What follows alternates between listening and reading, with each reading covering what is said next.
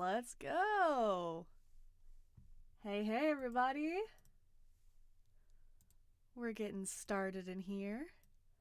Let me just, there we are.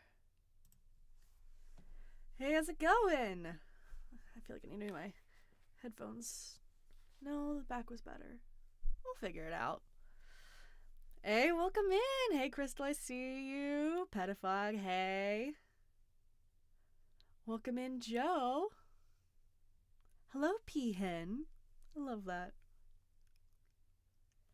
Thank you for the heart me, Crystal. Hello to Gumby. Welcome in. You guys are some of my early birds this time. Let me see why. There we go. My chat panel is not visible. I got a message from @GodsMassagerOfMeat saying that I should mod them? Interesting. Huh. I'm very, very particular about who I trust with certain types of power. So. You've waited your whole life for this live? Joe.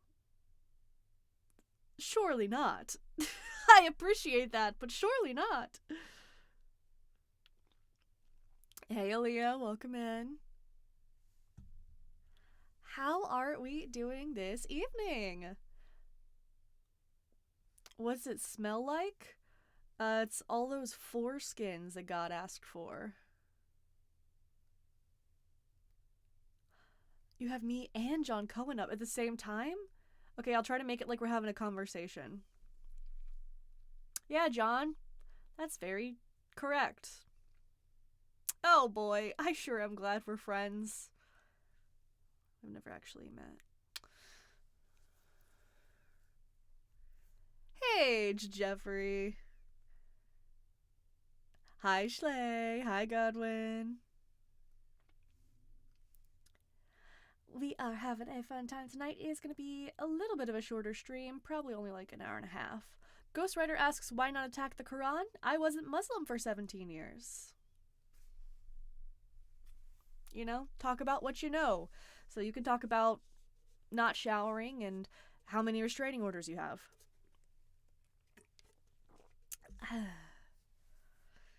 You're in a verbo far from home. Well, I feel like now I have to make you feel like the opposite of ground. I feel like I do things out of spite a lot. So I feel like I need to make you feel like you're like tripping balls now. Should I just say a bunch of nonsense? No, that's not fun. I was never Christian. Okay. You never really were a Christian. It's too early to start playing Joel's music. He would definitely ask for royalties on this stream if I did.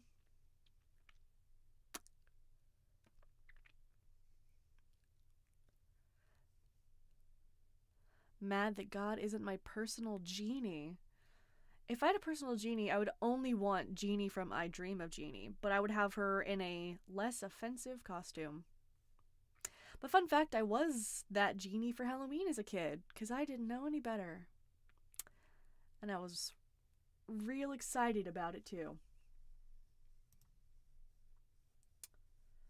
Oh, thank you. My link on the link tree is not yet reactivated. Give me just a moment and I will fix that.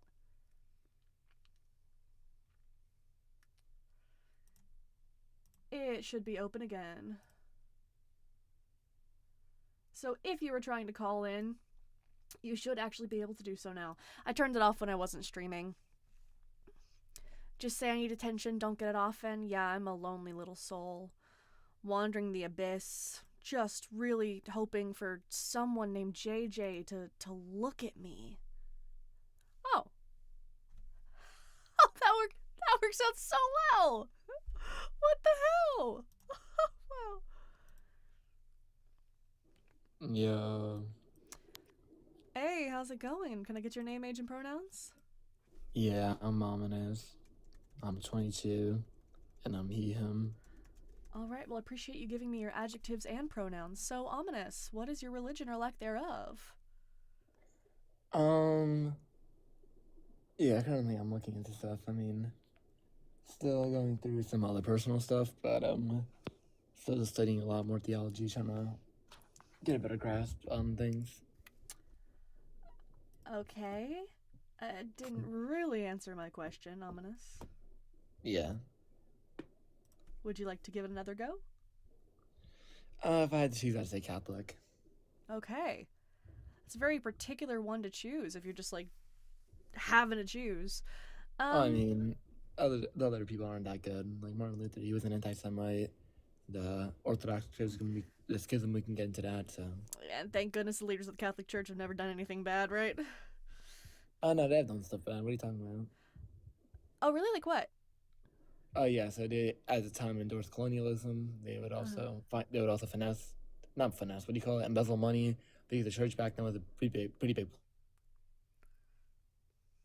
Oh, you cut out.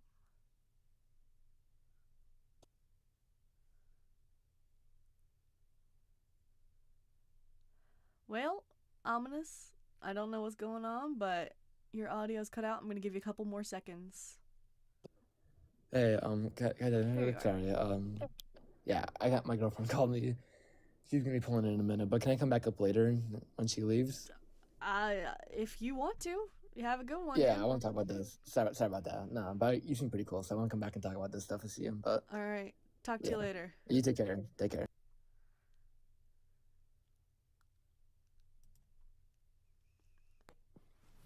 Hey, can I get your name, age, and pronouns? Yeah, I'm Del. I'm 21 and I go by he, him. All right. Dill, what is your religion or lack thereof? I'm Christian. All right. Would you breathe away from your mic if possible? Yeah, I've got a question before we start. Okay. Would you also say the same about Muslims and Islam or Jews? Or just The Christian? Quran and the Hebrew Bible are stinky. Yeah. Oh, okay, all right. Yeah. It's just that I wasn't Good. I wasn't Jewish or Muslim for 17 years. So. Okay. Why? How come you turned away? How come I turned away?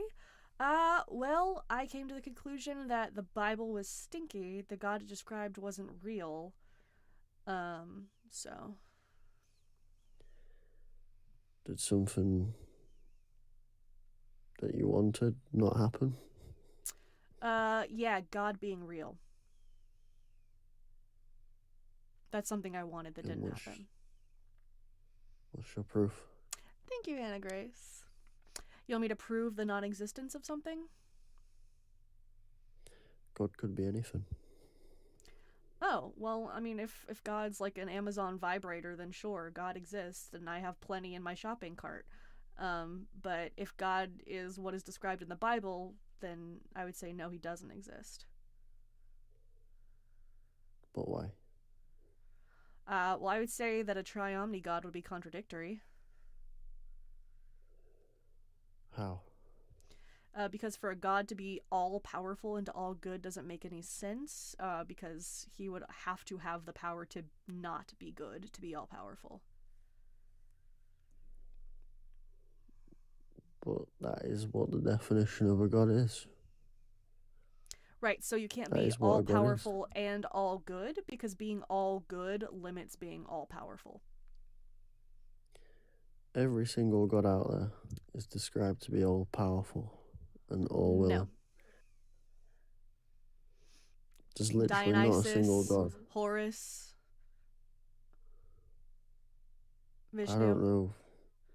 Nyx, Ra, Iris, Minerva, Jupiter. That's what, 10 off the bat? Yeah, that's just going into Greek mythology, though. No, there was also Egyptian and Roman mixed in there. We can go into the Norse pantheon if you want. We can say, Thor and Loki. It doesn't apply to something Freya. that's not real. Okay, so then it wouldn't apply to the Christian God either. But that is real. Oh, fuck, you got me there, Dill. Like, why do you think good and bad things happen? I think that good and bad are just labels that we ascribe to things that we think people ought or ought not do. I don't think that good and bad are like transcendental categories. But there's a reason for these things that happen. There's a reason why you're on this life right now, saying the Bible is stinky, because The reason why I'm here is something because I like happened. doing it. You like doing it, or I have a because God really made you do this. I have a really cool thing for you. Sometimes atheists can have hobbies and interests. I don't believe you're not. I still think you're a Christian deep down. You think I'm a Christian deep down. All right. Well, blasphemy is like supposedly an unforgivable sin, right? I wouldn't say unforgivable. I think you can still. Well, the Bible says it is. Because I'm going to do some think you blasphemy can real still quick. So kind of- Jesus was most certainly not God. The Christian God does not exist. Neither the Father nor the Son nor the Holy Spirit. If they were in fact real, the way they are described in the Bible, which is impossible because it's contradictory, I would tell each and every one of them to suck my nuts. Why? Because I like getting my nuts sucked. But you're a woman. Okay, women can't have nuts? No. Like, I'm non-binary, but like that just seems a little, restrictive. See, when I first came up here, all I needed to see was they, them, I don't need a and recap. that's how I knew. That is how I knew what you was about to say to me was just not going to be relevant or apply, because so far you've just told me you was a Christian for 17 years. Yep. And something didn't go your way. No. So you blamed God. No, that's not at all what happened. I told you that I came to the conclusion that the Bible was not true and that the God it described was not real. That is not the same thing as something didn't go my way so I threw a little tantrum. It's completely disingenuous when Christians try to claim that anyone who leaves the faith never truly had faith at all. Because the number of nights that I, as like a child and a young teen, stayed up sobbing and praying to God, apologizing for all of my sins, begging him to forgive me and let me into heaven, just to discount all of that, like, to my face, is like a really shitty thing to do, Dill. But how do you know all them prayers didn't, like, account to something? Like, how do you know it didn't credit towards something that you wanted in life? I didn't Whether it pray was to good try or to bad. get something that I wanted. That's Yeah, not how but I we all prayed. pray for a reason. Yeah, I prayed because I thought I was going to go to hell. And so I was begging God for forgiveness for all the bad things that I'd done, which, by the way, were very, like, inane bullshit. Like, I broke a classmate's pen, and I prayed about that every single night for over a year. Well, that's probably a bit extreme, but I still think, I don't know, I feel like you still believe deep down. No. Like, did you go to church? Yes. I not only went to church, I went on mission trips, I went to church camps, I was a part of the worship choir, I was a part of the praise band. Like, I went to a religious school and learned apologetics. Like, it's hard for Christians to fathom this because when you're in the church, you're constantly told that people who lose their faith never really had it. That is just an excuse. Because it's hard to imagine when you are truly faithful not believing in those things. But it can happen. Because I look back on that now and I'm like, yeah, I definitely believed that, like, true Christians could never lose their faith. And that's just another thing that the church will tell you. Number one, to get you to stop really listening to what people who don't believe in Christianity are trying to tell you. Because instead of hearing me say that I don't think that God is real, you're hearing me say that I have church hurt, which is not the case. But it's also just kind of a thought stopper, right? Like, oh, well, they never really truly were a Christian anyway, so you don't have to like listen to what they have to say because they're lying about being a Christian. They never really believed. It's always like a no true Scotsman sort of thing, you know. Mm-hmm. I find it interesting. I find it interesting you say that. Why? Because, like, and I know I don't want us to sound like we're going in circles, but I genuinely feel like somewhere, like in your mind, you know everything that you were counted towards Christianity counted for something. Like, even if it was the smallest thing. And all these people in the church We'll say it was in my praying, doing the appendix, stuff. because like my faith, I also lost that at 17. You lost your appendix. Oh my god, if you're gonna try to say that I left Jesus because my fucking appendix gave out, I am going to pee myself. I'm not going to say that. I'm just going to say, like, it equates back to the thing of saying good and bad happens, but it happens for a reason. Like, everything happens for a reason. Yeah, it happened because I had appendicitis. That was the reason. And did it make you stronger as a person? I would say no. I still deal with complications from it. Because, fun little fact, for a long time they thought that the appendix was completely useless, but that's not entirely true. It acts as a reserve for your gut biome. So if for whatever reason your entire like gut biome is wiped out, then you can replenish it. So without your appendix, if there is damage to your gut biome, it is a lot harder to What, to set it right. what about mentally? Because it is an obstacle. It is an obstacle after all. And it's God just loves strange to that you're put trying obstacles. to psychoanalyze me because of appendicitis to say that that's why I like lost faith or something. No, I'm not trying to analyze you. I'm just saying, like it's just like it's trying to help me figure out because it goes back to my point of God gives us these obstacles in life to try and hurdle us. Okay, And that I show still don't think faith. God is real. I don't attribute things that happen to me to, oh, well, God did it for a reason. Things happen because they happen. I mean, I can't change your mind, but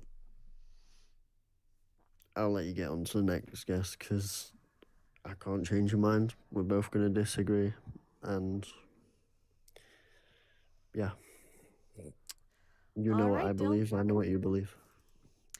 Yep. All right. Before you go, I'm gonna play a little song for you. You're just talking and talking and talking and yapping and saying absolutely nothing. So I gotta ask you, why'd you stop by? All I hear is when silence. you got nothing to offer? Baby, gotta know why'd you stop by? You got no substance to give. Baby, why'd you bother? Why'd you bother? Just want to make sure he was here for that. Yeah. Thanks for nothing.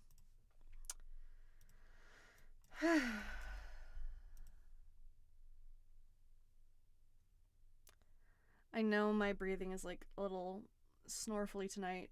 Allergies are kicking my ass, man, and I'm trying not to blow my nose over and over on stream because it would be nasty. It'd be real gross. Could be snorflier. All right, I'll try. Okay, even I hated that. I'm not gonna do that again. Oh my god. Fuck. Gross.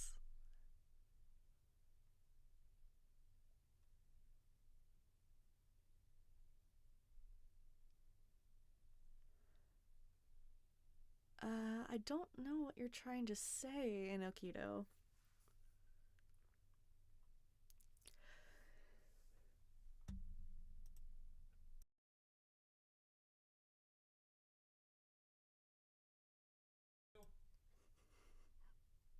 Thank you.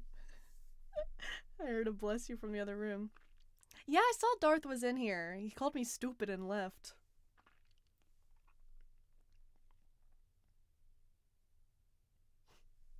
Which I love. I think the only interaction he had with me, I pretended I didn't know what the Bible was, so I guess it makes sense. Demons cause sneezes? You're telling me that, like, little baby kittens get demon-possessed when they sneeze? Damn. That's crazy.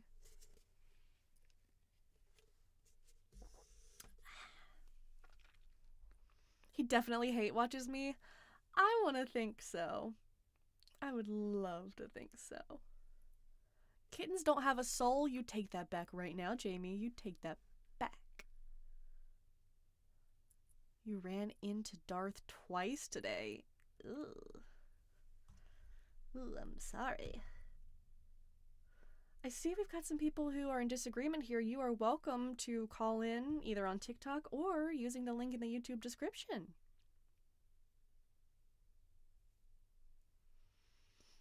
You're blocked by Darth? That's a badge of honor.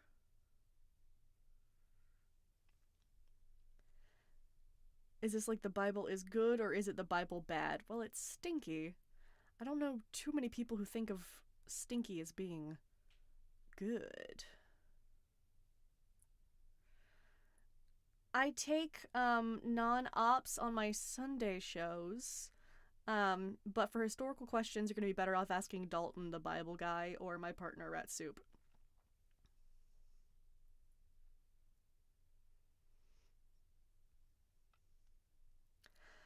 Would I say the same about the Quran? A lot of people are asking that tonight. Yeah, Quran's also stinky.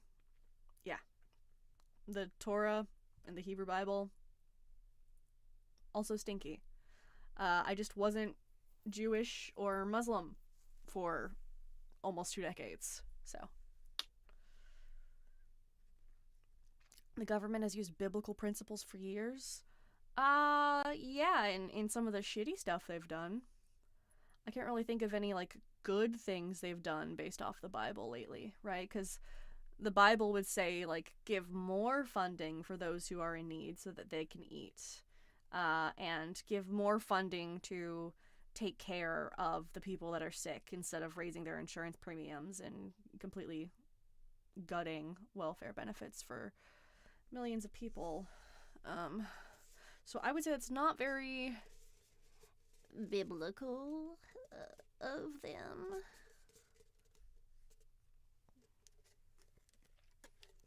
Oh, you're right, the child marriage laws, I guess that's pretty biblical.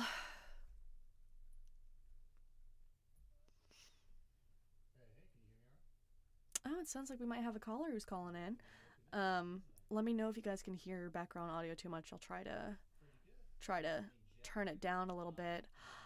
Deconstrussy, hello! It is so good to see you. I was honored when I saw that you follow me. Because I had followed you on my old account, which I lost very unfortunately. So it was very good to see you.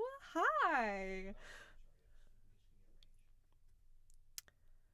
Someone just says, we are God.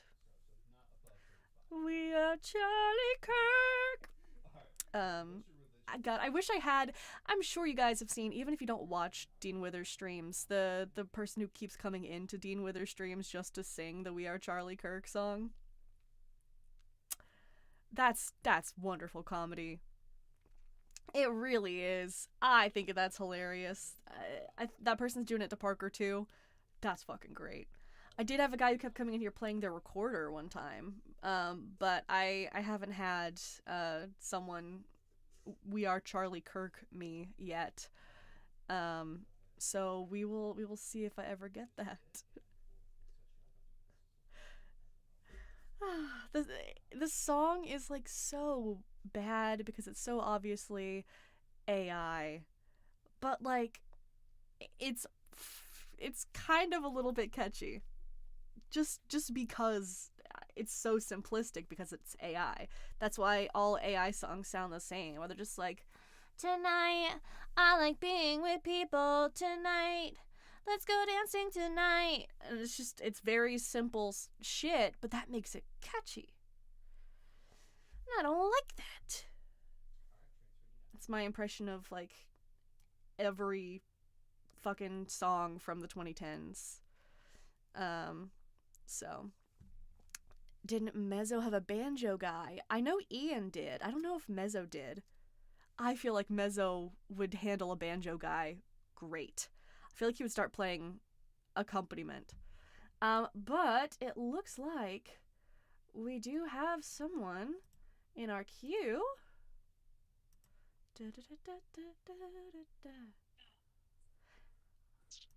Hey there, Jett. You able to hear me all right?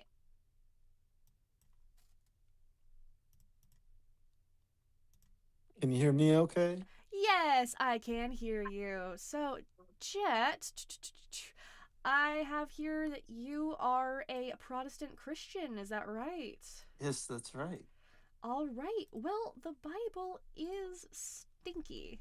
Thoughts? Oh, I mean, I just think, that's a pretty crazy claim to make. I mean, what an overt generalization. I guess before I can even deal with that claim, the first thing I need to ask you is, if you were to take the ship of the Greek hero Theseus, right?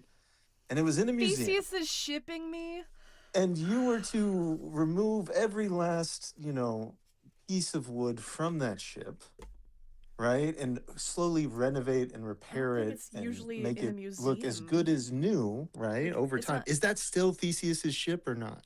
In this, like, classic, philosophical quandary, I don't think it's usually in a museum. Okay, well, in my version, it's in a museum. When you bring up the ship of Theseus, you can put the ship wherever you would like, okay? Okay, but if you keep changing every single aspect of the ship of Theseus question, then eventually it's not going to be the ship of Theseus question anymore. I don't really think it matters where the ship is, though. I mean, the underlying principle remains the same, right? Sure. I mean, we can talk about Theseus's ship, but are you just trying to say that our current Bible is not reflective of the original Bible? No, that's not where I'm going at all. Then what's the relevance? Well, I'd like you to at least answer the question, I think, in the interest of fairness. It's my first question, Yeah, but I would say, what's the relevance? Well, I think it has very great import to this conversation, and I don't see why I don't understand the hesitance, to weigh in here. Yeah, so my quote-unquote hesitance to weigh in is because usually if I answer an unrelated question that a guest poses to me, they completely derail the conversation from the topic that I'm trying to discuss, and we end up talking about something completely different for way too long. Oh, no, heavens no.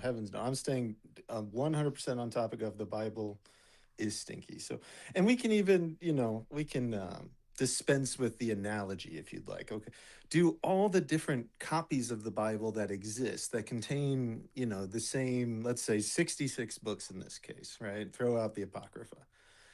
Are those all the Bible, regardless of their cover or Jett, did you not I asked you specifically, were you trying to say that the Bible was like Theseus's ship and the current modern Bible was not reflective of the original? And you said that's not what you were asking. But and what you just said to me was almost exactly that. No, it's not. I asked you a question. I didn't make a statement, right?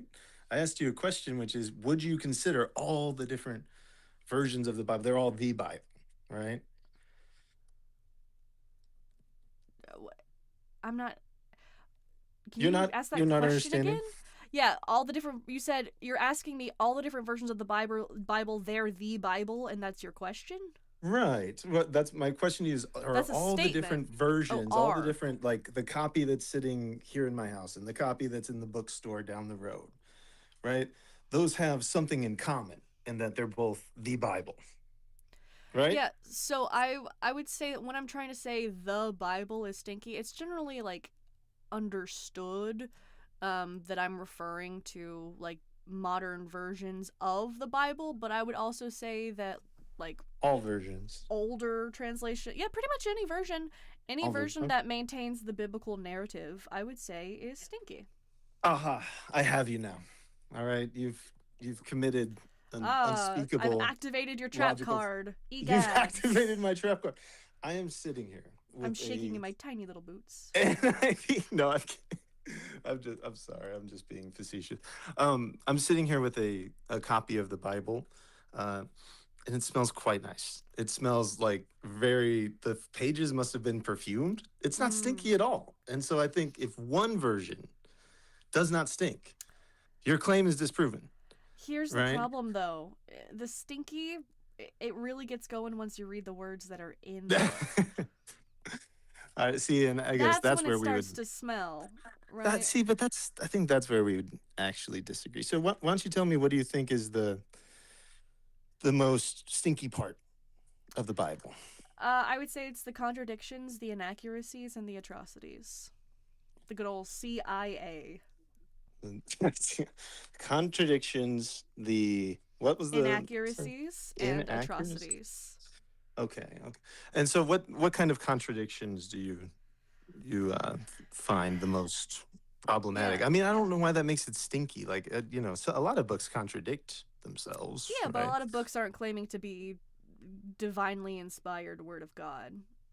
So would you say, like, all pieces of literature that claim to be the divine word of God and also contradict themselves are all equally stinky? I don't know about equally. They are to at least some degree stinky. If one has one contradiction and one has a million contradictions, that one's stinkier, Yeah. right? Out of curiosity, what's stinkier to you, the Bible or the Quran? I'm more familiar with the stink of the Bible. Uh-huh. It's a stink that I was, well acquainted with for many, many years. Mhm. So there's two options there. One is that I've gone a little bit nose blind, so the Quran seems stinkier. Or because I've been so inundated with its stink, it has ingrained itself in my brain via olfactory pathways, and that forever stink haunts me so much that I must say that it is the stinkiest.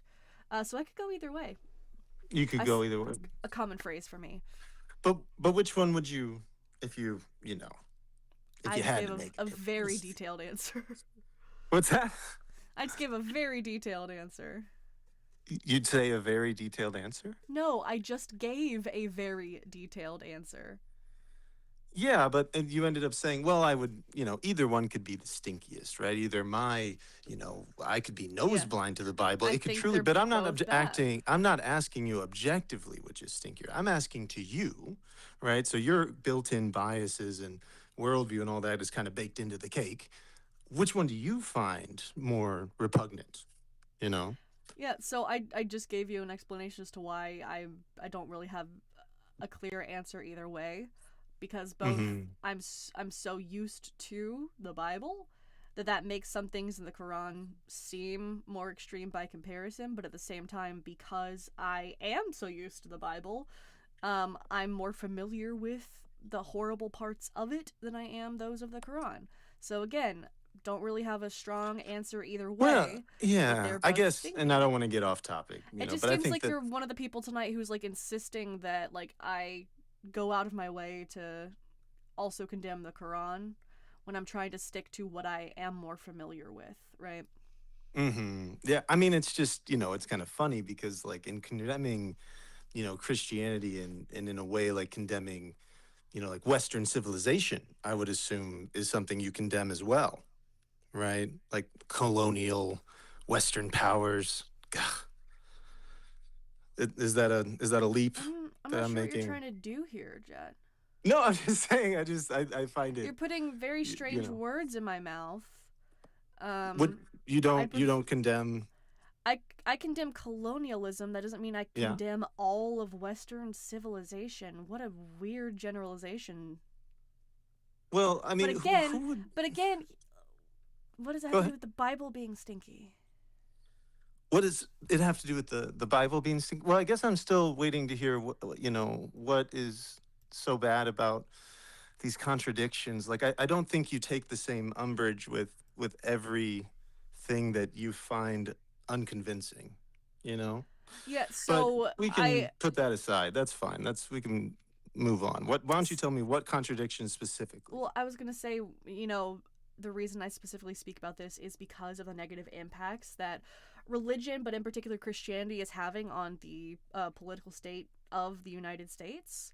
The rising Christian nationalism that is leading to a potential theocratic takeover that I just don't want to see happen, that I'm trying to bring awareness to. So that's why this is so important to me.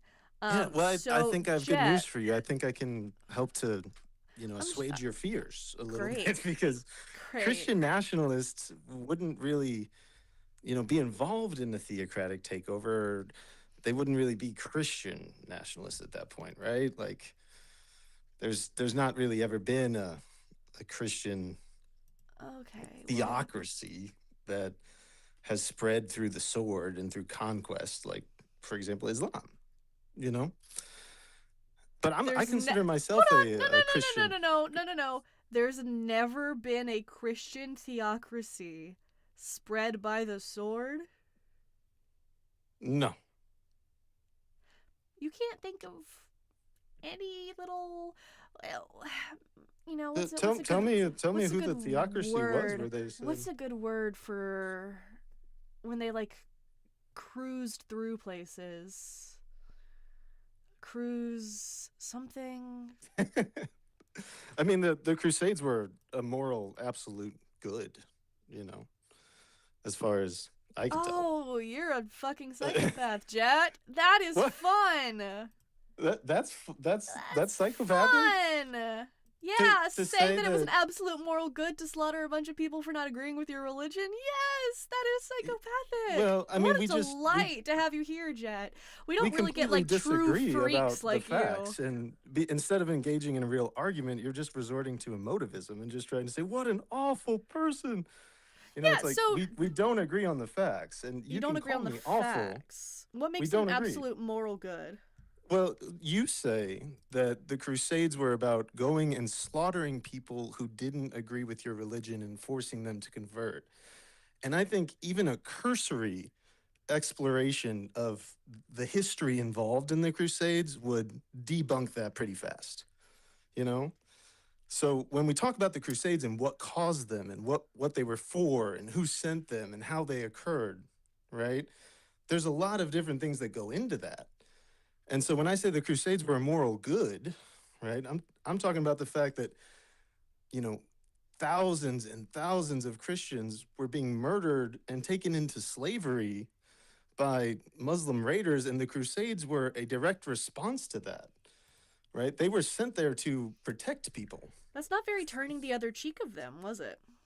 No, but Christianity is not a pacifist religion, and if you think it is, then, I think we should examine why that you think that is. Because turn the other cheek is not the only verse in the Bible, Oh, what? Great. No wonder mine was so short. Oh, wow. Well, no, your Bible had one verse only. Don't you think that we can have a real discussion about these issues without resorting to calling each other psychopaths? Because honestly, when if that is what it is, right? Is my side is just going to call your side psychopaths because you want to cut off your genitals and you want to sterilize children. And then your side's going to call my side psychopaths because we want to stage a theocratic takeover of America. I mean, both of those are caricatures and straw men of the other side. But if that's really where we are, then civil war is just an inevitable reality, right? You can't have a country with people who Jett. legitimately believe you're a psychopath and you want to hurt people. Jett, right? well, it was the fact that you were celebrating the slaughtering of so many people as an absolute But I don't grant you good. that there's a slaughtering of innocent people. That's a total mischaracterization of history. Did I And I say think you'd innocent? know that if you took a little time to look into it. I'm muting you. Did I say innocent people or did I say people? I think you said innocent people. We can run it back. I mean, I really can't. I don't have an option to on here. Okay. If I did, first of all, I don't think that there's anything someone can do to deserve being slaughtered. The only Or taken reason... into slavery or raped or anything. Yeah, agreed. Yeah, so the only reason I'm letting you stay up here after some of the horrible shit that you've just said is so that people can get an understanding of the way that people like you, the way that their mind works. So I'm gonna ask a few questions. Mm-hmm. Um, it's just like you said that the Crusades were an absolute good because you saw a threat to Christianity. Would you say that at any point in history Jewish people posed a threat to Christianity? Yeah, obviously. In particular, Go- in like the 1940s in a particular European country? Jewish people posing a threat to Christianity in 1940s Germany? I just said I particular don't really country. know what you're getting at. I just said particular What? country. Where? What's going on in Well, I didn't 1940s Germany? say. I'm like asking, so like were they posing a threat then? Were Jewish people posing a threat to who? To to Christians, to Christianity? Oh, of course not. I'm not a Nazi, right? And the fact that you think that anyone who disagrees with you is a racist Nazi shows just how infantile your opinions and positions are, I was you asking know? you questions to see what your opinion was. I wasn't accusing you of anything, Of Jett. course you were. Of course you think I'm a Nazi. You think that anyone who disagrees with you about anything is an evil person. No, And it's that's a just really it's the immature way. fact that you're muted now. It's the fact that you again celebrated the Crusades that has me concerned, Jett. If you hadn't done something that awful and insane, then I wouldn't be questioning whether or not you approve of things like the Holocaust. We wouldn't be in this situation if you didn't say shit like that. Okay. So that was, brutal and insane and an awful thing to say. Please explain to me what the real causes of the Crusades were. What really caused the Crusades and why they really happened and who sent them, right? And Well, how I this don't know what you mean by organically what happened. really happened and who really sent them. Like, I don't Oh, what? understand why you're acting like it's some sort of massive fucking conspiracy theory.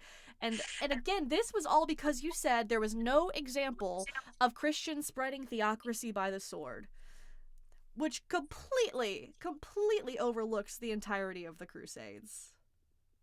The Crusades were not about spreading Christianity, and that's obvious to Okay, anybody who's willing to look into them. you're not coming back on my stream. Um,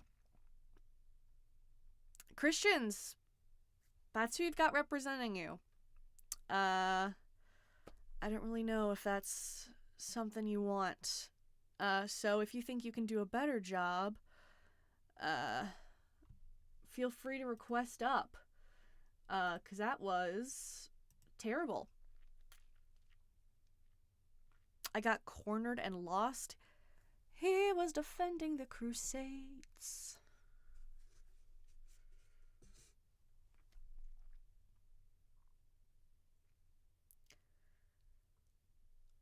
Why does the Bible teach us how to be loyal slaves?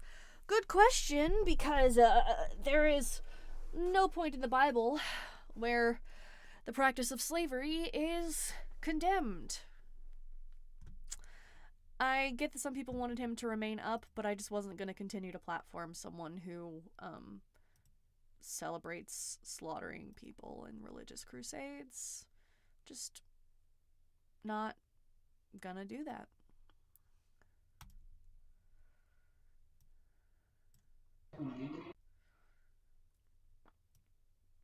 All right. Julian, I have had you up a lot in the past couple streams, so I'm gonna see if I get somebody else first.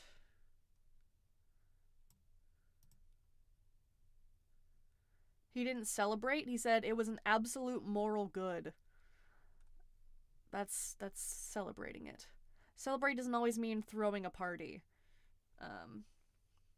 So I didn't expect to get so many Crusade supporters in my chat.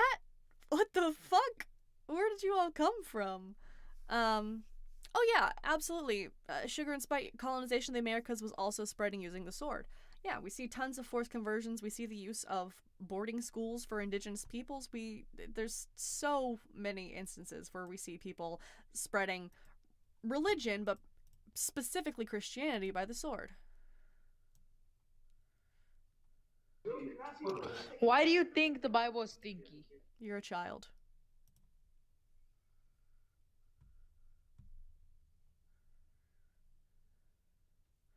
Was every Islamic conquest also bad? I was condemning any sort of religious crusade, so that would include those.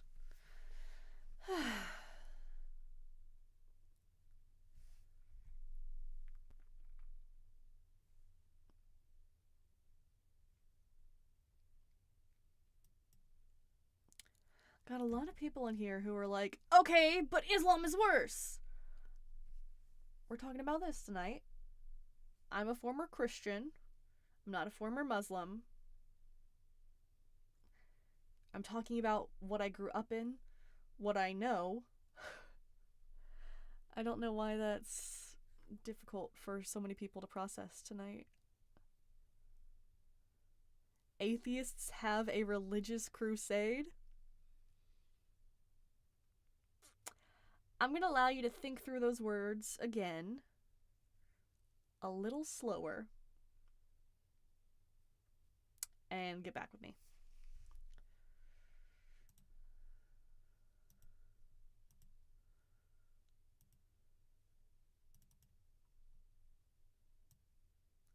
Coming across as condescending. Well, I did not mean to descend on your con. Or maybe I did. God gave me free will to think my edgy. Thank you, Randy Marsh 6666. Seems like Satan gave you your YouTube username. Uh-oh. I did hit 11K. Guys, I am so excited because my follow goal, my like secret follow goal that I had for myself was to hit a certain number by my birthday, and it looks like I'm going to get there a few months early. So, I'm going to be very excited if/when that happens. And I hope that it does. Which, along those lines, if you're not already following, please, come on. Oh, that was great timing. Thank you for the little crown. Follow. You didn't follow when I said to? I asked you nicely. I asked you nicely, and now you're just gonna ignore that I asked you nicely? Hello? And you're watching on the For You page without clicking in? You know that doesn't help my analytics, right? And you're here to help me, obviously. So click in real quick. You can tap on that screen as your penance. Otherwise, I'm so sorry, but I'm gonna have to piss your pants for this. I didn't want to do it. It's a punitive measure. No one's gonna enjoy it. It's gonna be a miserable experience for everybody involved. But I'm gonna piss your pants. My hands are tied, okay? My hands are tied behind my back, and I'm gonna piss your pants. Viewership went down. That is so fair. Joel! Why? Why? I have someone being screamed on Video Ninja. You don't have to do that. Appreciate it, though. I feel like that is probably a spelling error. Let's see. Oh, maybe not. Hey, how's it going? Hey, how do you pronounce your name? You can just call me Zach, but the name is ZacL. It's just a fun little thing. What is going on with your voice? I don't know. It sounds like you tried to put a voice changer on and it didn't work. No, I'm on my phone. I don't know what to tell you. Interesting. All right. Well, Zach. Oh, let me make sure. Sorry, I forgot to put your pronouns on as well. So I will correct that. But you are a Protestant Christian. That's right. All right. Well, the Bible is stinky. Yeah, I gotta give mine a bath, but I assume you mean like immoral. Will you bathe with yours? Aw. Yeah, How I miss the pages beautiful. sometimes. You should keep doing that. Yeah, eventually Appreciate the it. whole thing will be like unreadable, and then perfect. Oh. So, yeah, when I say stinky, I'm mainly referring to contradictions, inaccuracies, and atrocities. Oh, so the whole shebang. I mean, which route do you want to go down? Shebang, shaboom, all the shuz, um, including Elisha. What a stinker, am I right? Um, let's go down some of the atrocities. You want to talk atrocities? Sure. Yeah, so big one. Um, God condones slavery throughout the Bible. Never once does the Bible condemn the practice of owning people as property. Oh, oh, you said big one. I thought you had like a good one. No, no, no. That's very obvious. They say we should all come to Christ, and there will Harassment be and neither. bullying. Hello? Because I told Zach to put his Bible in the bathtub. That's bullying and harassment? Hey, I Okay. didn't take offense to it. Yeah, so again, what I said was God condones the practice of owning people as property. Never once does the Bible condemn it. Oh, yeah, it's because I Yeah, threatened to piss people's pants. You're right. Damn it. Galatians 3:28 would be the main verse here. All right, read that out so we can see where it condemns slavery. There is neither Jew nor Gentile, neither slave nor free, nor is there male and female, for you are all one in Christ Jesus. So if you're taking that to mean there is no slave nor free means there should be no slavery, then there is neither male nor female should mean that there is no gender. So that's not how I'm taking it. How I'm taking Okay, it is that so we are so all equal under Christ Jesus. yeah, so So I that believe that doesn't men and get women are people equal. out of I believe, slavery. sure, it does. It reinforces this idea that there's equality among people and that we all have innate human value. Does Galatians come before Philemon? I don't know when they were written exactly. We can compare the two. Because Philemon, it's placed after in the Yeah, Bible in the itself. canon. There's Yeah. And there's yeah, still the careful with practice that of one. slavery, and he doesn't tell him to free his slaves. He just says to treat his slave nicer. Um, so again, that verse, it seems disingenuous to me to suggest that it means that you should literally not have slaves anymore.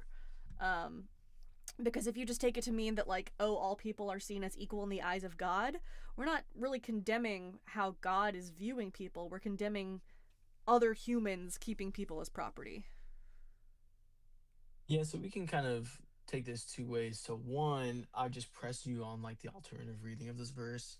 But two, the way we talk about slavery, biblically, at least in these time periods, can be a little different than like the American notion. So Yeah. this type of slavery is closer to like feudalism rather than like a harsh punishment or like abduction. Can you So read Exodus 21:20 through 21 for me? what's the relevance? It directly refutes the thing you just said. You said verse or chapter 20? 21 verses 20 and 21. And if you would There we read it go. out for Yeah, all of absolutely. us. Anyone who beats their male or female slave with a rod must be punished if the slave dies as a direct result, but they are not punished if the slave recovers after a day or two, since the slave is their property. hmm So you said it was not people were getting beaten? It was not like that kind of slavery? No, no, that's not what I said. What I said was it was a lot more closer to feudalism Right, you did say rather that, than but then you said right. without the harsh punishments and the beating. No, the difference that I drew was that slavery is not a result of punishment or like really the abduction. So when it came to like biblical Oh, slavery, oh, it so it's like was it's the abduction from foreign nations part that you're worried about. so if I can continue, No, I'm just clarifying. slavery. I'm clarifying. Is that I'm asking you? Well, It's you're saying yeah, that that's they what I'm didn't trying to tell abduct you. people.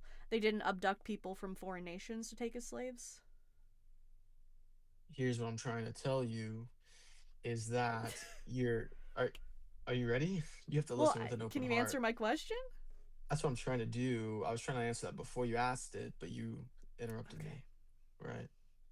So again, these actions that you are describing right now were not the same as the abduction from Africa that the Europeans did. I'm trying to describe to you the difference. In Yeah. fact, in the Romans, in the Roman Empire, there was voluntary entrance to slavery in order to sell themselves to pay off whatever they need to do or to earn money. It wasn't about oh, you're less than me, so that I'm taking you. So It this is is not about about the Roman Empire. This is the founding of Israel. Again, I'm going to ask my question, which you did not answer, though you said what? you were going to. So your problem with it, you're saying it's not like the American version of slavery, because in the American version of slavery, they abducted people from other countries and brought them over into slavery.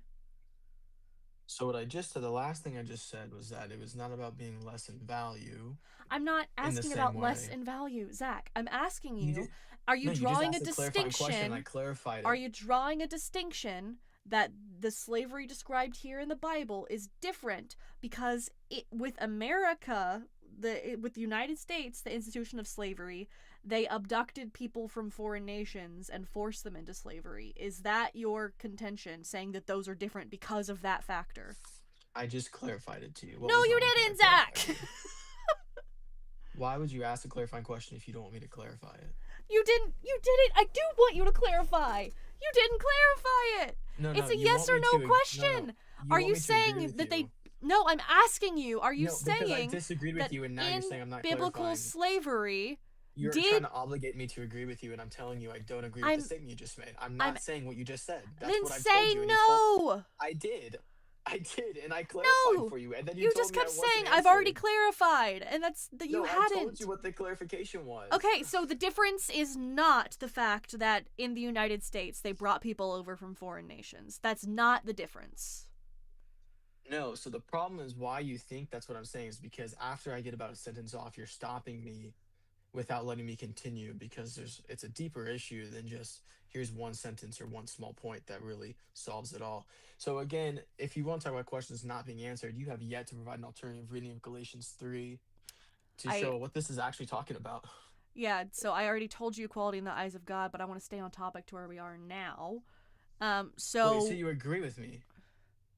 You agree with my reading on Galatians 3? Is that this Zach, is talking about equality in equality the in the eyes eyes of of God? equality in the eyes of God does not get rid of the human institution of slavery. What I claimed was the Bible never condemns owning people as property, which it does not. Wait, And so you what does it mean then to be equal in the eyes countered of God? to be Hold on, equal in the eyes this of is you God have to just means focus. equal consideration. It doesn't literally mean Like that consideration everyone for is what? Like equal rights? like the value of a person. It does not mean equal rights because people still don't have equal rights. So if that Equal verse was value. declaring if that verse was declaring everyone has equal rights now, that would just be patently false. Wait, What that's it's what you trying to just said. say is God considers that they have equal value, not equal rights. You're trying to claim it means that they have equal rights, which is just not true. Okay, so the difference that I've pointed out with American slavery and this type of slavery was about, like, we go to racism and being of lesser value. It wasn't about, hey, I own you based on a contractual agreement, which is kind of why I compared to feudalism. It was about, you are worth nothing more than property. That's why I deserve to own you. That Okay, is the difference between American slavery and biblical slavery. turn And to Levitic. Well, you no, just well, conceded that in first of all, Galatians 3 is saying that we all have equal value. So what we've was refuted that. So go yeah, ahead. the equal value again does not mean equal rights. The Bible never advocates for equal rights. I'd ask you to read the very end of the section that I just asked you to read. So that would be Exodus 21:20 through 21. Towards the very end, why does it say that if the slave survives, they will not be punished? Because it is making Levitical law. No, Oh, read the part.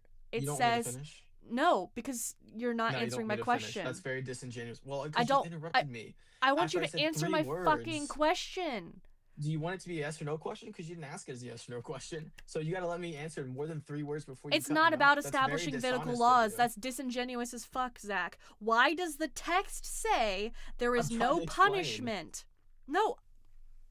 Read me what the text says. Again. So, well, first we already read it. Do you need me to read it to you again? Yes, because you apparently Okay, didn't pick great. up on it. Read Well, the have very you read last the part. other verses? It says that there will be no punishment. Why? Right. So if you've read this entire Read chapter, it, Zach. Oh, you do want me to read it? You just read it Yes. though. Okay, I guess we can all read it together, one at a time. I didn't But read they are it. You not to- did. You just read it. You just read part of it again. That was But off the they dome. are not to be punished. Amazing. But they are not to be punished if the slave recovers after a day or two, since their slave is their property. Right. And you With just said equal that there value, wasn't. right? You just said that there wasn't a difference in value, that they weren't seen as property. Yet that verse specifically What? says there's no punishment because the slave is seen as the owner's property. That's not what I said. That is what you said, Zach. I didn't Maybe say it's they not weren't what you meant, property. but you specifically said that there was not that difference in value because the slaves weren't seen as property. No, that's not what I said at all. I said there was no difference in value, That period. is what you said. You said that there wasn't the difference in value where the slaves were seen as property. No, you're adding that second part. Where are you getting that from? The words that came out of your mouth, Zach. Incorrect. I did not say Incorrect. that. You've tried Yeah. to gaslight me like 5 times now, Zach. But I am gonna The read. only I got thing that's happening is your I got a concession on super chat Galatians from Juju 3. Penguins, which is, "Hi, my name is Zach, and I have objective morality. Slave is really bad, except in the olden times. My morals are very objective." Yeah, it's always Wow. interesting when Christians try to talk about the good kind of slavery. Thank you, Juju Penguins. Yeah, Never talked so about the good kind of slavery. Yeah, again, so the difference between the two types of slavery that you're comparing it to is that in Roman. Look at this. This is embarrassing. sorry, I wasn't talking about the good kind of slavery. So the reason this type of slavery was good is because, like, are you kidding me, Zach? Do you agree that there's multiple types of slavery or no? Yeah, and none of them are hold on. acceptable. Whoa. And none of I them never are said- acceptable. I never said Not they a were. I said single there's one of two them types are of slavery. acceptable. Okay, I so said there's condemn. two types of slavery and you. So condemn. You're muted. So condemn the slavery that God establishes in the Bible. Oh, I see at the top. Okay, so I didn't even understand your question because you agreed that there's multiple types of slavery and then laughed at me when I said there's two types of slavery. So what's Yeah, the the reason I laughed is because you said, I'm not trying to defend that there's a good type of slavery, and then you immediately tried to defend that there was a type of slavery that was acceptable. that was acceptable? Not by God. Well, God's the one who established it. Both types of slavery that you're talking about, both the chattel slavery, that is what the Bible is talking about, and indentured servitude. Those are both instituted by God in the Bible. So either way, if you're trying to say one is better than the other, they are legislated initially by God. Okay, so it's just first incorrect. Two, Incorrect. if we want to talk about, like, you never let me answer you on Exodus 21. Were you ready for that, or are you just going to keep interrupting me when you ask me questions? We'll see. I go Are you interested wherever. in, like, respectful discussions or no? Me? Yeah. Yeah. You? Okay.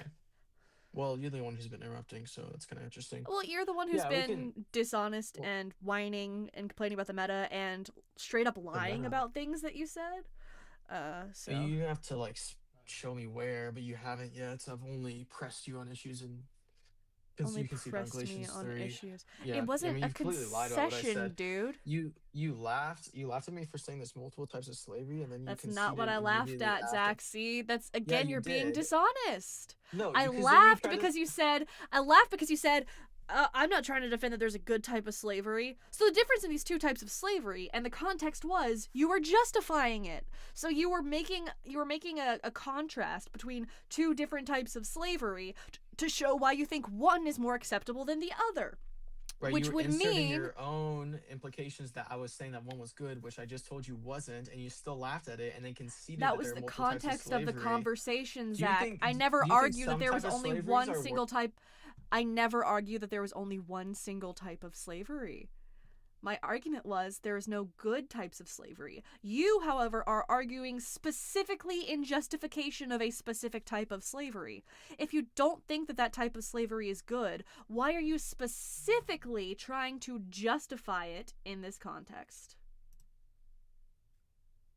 So do you agree that some types of slavery All are right, worse than Zach, have others? a good evening. All slavery bad.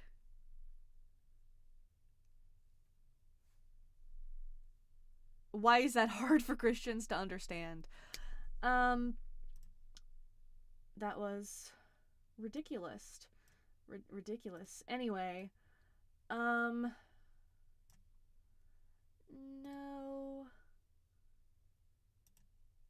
Caden, no thank you. Not unless... Caden, if you're watching and you do genuinely want to have a discussion about what is on my background, re-request. But otherwise, I don't care to have a conversation right now.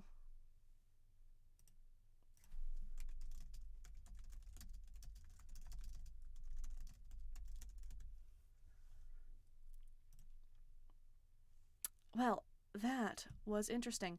I feel like I've teased you guys with it, so I'll go ahead and play it. You're talking about the good kind of slavery. They got the good kind of slavery. No, I wouldn't like it if it were me, but it's a good kind of slavery. Sure, you can beat them within an inch of their life, and you can keep them if they fall in love with their wife. Nah, there ain't nothing wrong with another human being owned. When God says it, it's a good kind of slavery.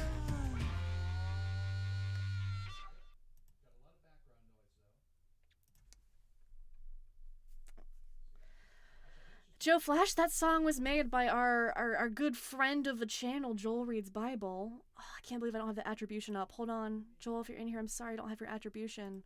Where is it? There it is. What?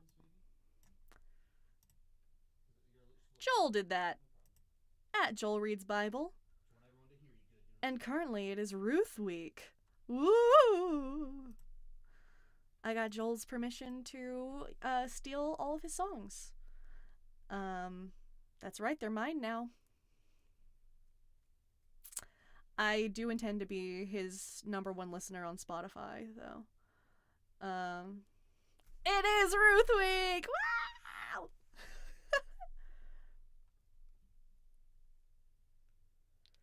Does Joel have a CD? I think you can get it online on Bandcamp. That's where I purchased mine. What is Ruth Week? It's the week of Ruth. Week of Ruth, man. That's all I can tell you. Go see it for yourself over on Joel's channels. Is it always Ruth Week? It's only Ruth Week when it's Ruth Week.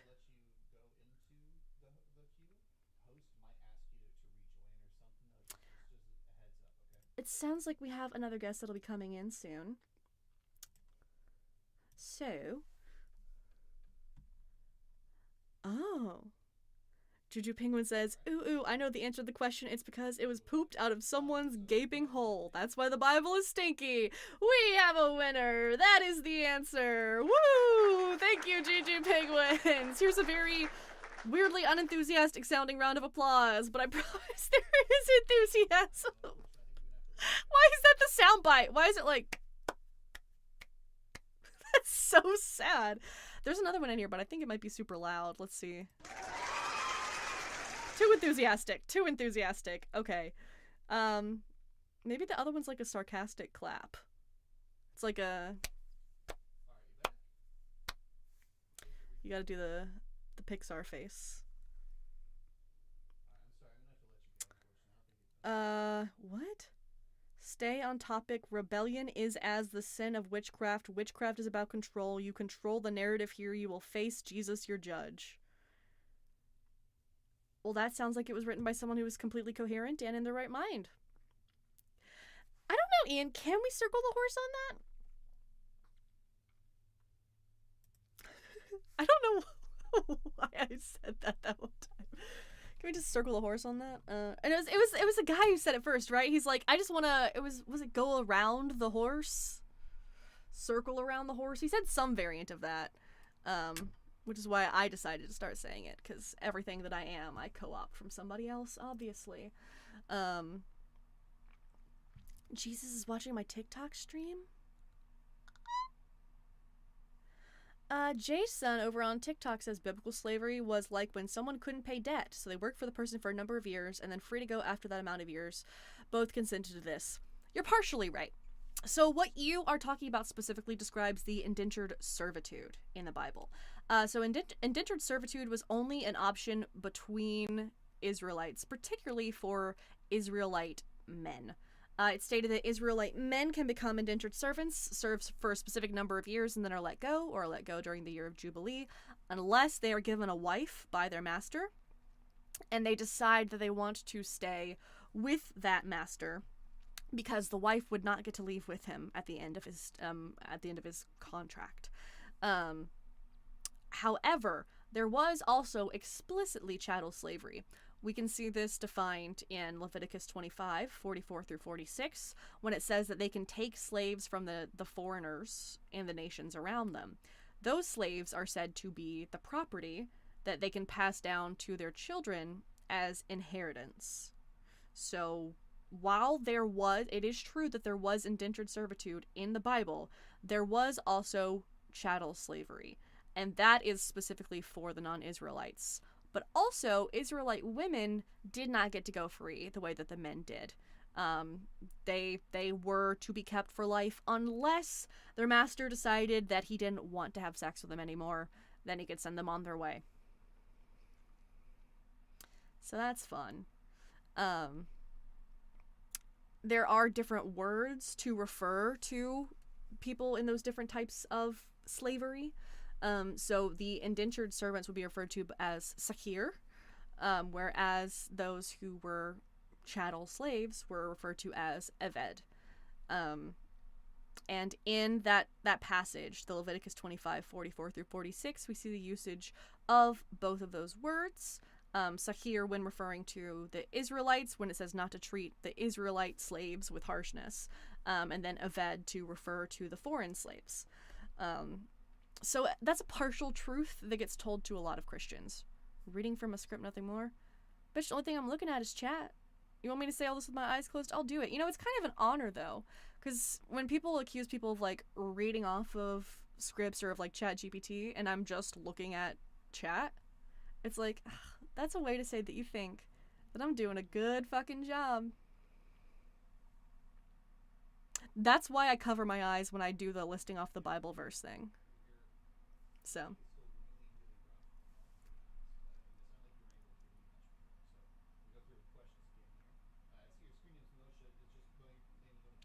Interesting.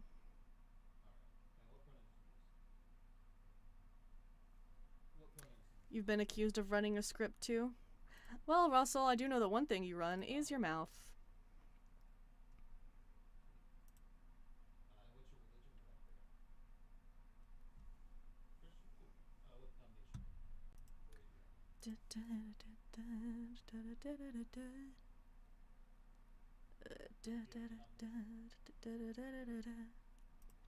Oh, I'm just humming quietly to myself now, don't worry.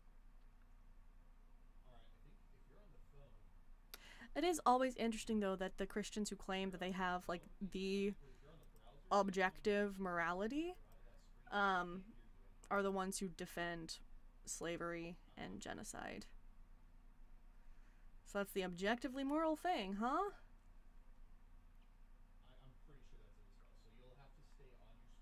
Some of the answers given this can't be scripted. Yeah, I pre-type did God cummed. Check out my last video if you don't know what I mean. You can't hear that guy? Oh, there's no one in here right now. You might faintly hear my partner screening someone in the background. So if you very faintly hear that, that's because I got a call screener. So, woohoo! But yeah, did God come? I was proud of that one.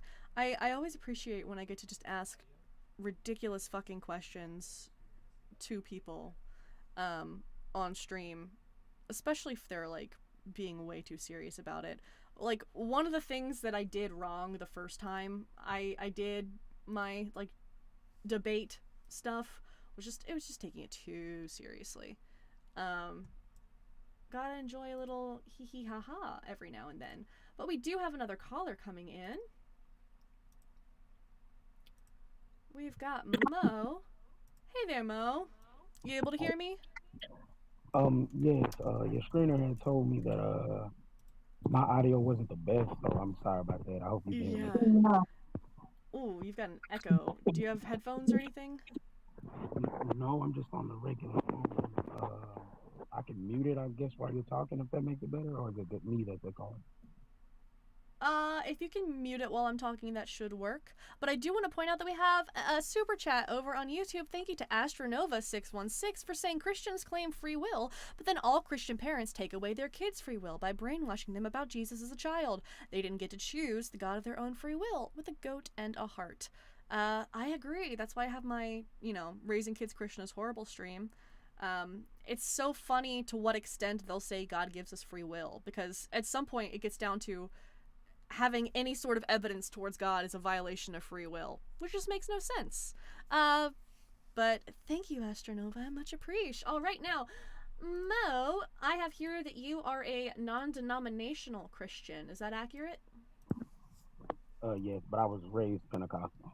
You were raised Pentecostal. All right. Well, the Bible is stinky.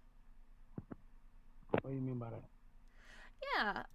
So I refer to my trusty CIA, right? So that's going to be contradictions, inaccuracies, and atrocities. Okay. So, give me at least one for each one, just real quick, if you could. Sure. First contradiction I usually talk about is the story of the field of blood. Whether or not Judas or the priests purchased the field, because in one story, the field is purchased after Judas is no longer living, and in one version of the story, Judas purchases the field himself. It cannot both be true that he purchased the field himself and it was purchased after he was no longer living. So that would be a contradiction. Okay. For inaccuracies, a fun one is that the Bible includes bats on the list of birds. Bats are not birds. Okay. For atrocities, let's go with a classic one, the slaying of the Amalekite infants, in which God specifically commands for children and babies to be slaughtered as part of a genocide that he is commanding. And you feel like that makes the Bible stinky? Oh, PU, absolutely. So, is CIA the reason you don't believe in God, or is CIA the reason you think the Bible probably isn't the best way to go? Well, it's the reason I think the Bible is stinky. If you expand that out to like all the different contradictions, all the different inaccuracies, and all the different atrocities, it certainly does make it unlikely that the Christian God is real. But it's mostly just about this. But you are an atheist, I'm assuming. Yes. Hey Sven, you've been asked to stop contacting me. Sorry, go on, Mo. So you're an atheist. So how as an atheist are you coming to how do you get the A part of your philosophy, which is atrocity? Like how are you doing that? How are you referencing that from your atheistic standpoint? Yeah, so I would define atrocity as an event of mass suffering. And I would say that God causes many events of mass suffering. But how do you reign suffering as an atheist? That's my question. Sure, you would look at whether or not it has a positive or negative impact on their life and well-being. But what part of atheism says that like having a positive impact is necessarily good? Like I'm trying to figure out how, because an atrocity, I mean, maybe that's not how you describe, but an atrocity I would assume would be something that is inherently bad or evil. I'm just trying to figure out like how you get that from an atheistic standpoint. Because go ahead. Yeah, no, so there's a disconnect there. I don't believe in like transcendental categories of good and evil. I think that good and evil exist as labels that we apply to things to describe whether we ought do them or ought not do them. When it comes to like why suffering should be avoided, it just comes down to logical consistency. If we think that we have the right to live and we have a right to our own well-being, to be logically consistent, we would have to grant that to all others as well. But how does that logically follow if not granting that to someone else could help you live a better life? And in turn, sometimes granting it to someone else would granting more of that to someone else would help them more and probably inverse like not help you as much. So for instance, if you give all the money in your bank account away right now, that would probably help somebody else's life more than yours, but it will make yours less, I guess flourishable type deal. But taking from someone would definitely make yours better. That would be a difference in positive and negative rights. So I think that everyone would have the negative right to life and well-being. That does not mean that I think everyone has the positive right to life and well-being. Like, I don't think that I should be forced to donate my organs to someone if they are in organ failure. I would say that ought not be the case, because I would say that their right to life would be a negative right, one that they would have that they ask not to be infringed upon, but not one that is bestowed upon them by some outside entity. So why should it be it seems like, so why should it be respected by anybody? Like why should I even care about anybody's, status as far as like, how they're living, how good their life is? Why should I care about it? Well, again, it's not that you have to actively take measures to improve the lives of everyone around you. That would be, again, considering it to be a positive right. Again, I'm saying that I consider it a negative right, which means one that ought not be infringed upon, which means that we should not deliberately take actions which would cause a negative impact to a person's life or well-being. Yeah, but I'm saying like why, but as just a free animal that's just moving with, nothing above it, why should I not take any action that's out there for me to take that will make my life better? Because if I said I wanted to go get 4 jobs to make my life better and get more money, everybody would be like, hey, if you want to work 4 jobs, go work it type deal. But if I say I want to go steal from 4 people, now that's kind of different. But I'm saying that if we're just, animals just moving, why should I not take any and every effort at my disposal to make my life better, even if that means taking from you or depriving you or something? Yeah. I get I shouldn't again, go I would again say logical consistency there. So the reason that we afford these to ourselves, like the reason we have morals at all, is a set of rules for how we think that moral agents should interact with each other. So we as people, we as humans, are moral agents. So if we think that we, just by virtue of being a moral agent, must have life and well-being, to be logically consistent, we must also offer those things to all other moral agents. And you can reduce it more. You can say that, like, if you're defining a moral agent, it would be like an entity that like takes actions to achieve certain goals, and that life and well-being are like central necessities to be able to complete any goal, because if you don't have your life and well-being, you can't achieve any of those goals. So therefore, you feel that you must be awarded those, not awarded, you feel you must be, you must retain those rights. Therefore, you must, to be logically consistent, hold that all moral agents retain those rights, so they should not be infringed upon. Okay, so, and not to sound snippy, but it seems like you're saying that since we have the mind power to understand what a logically consistent or what a logic consistency is, that means we ought to follow.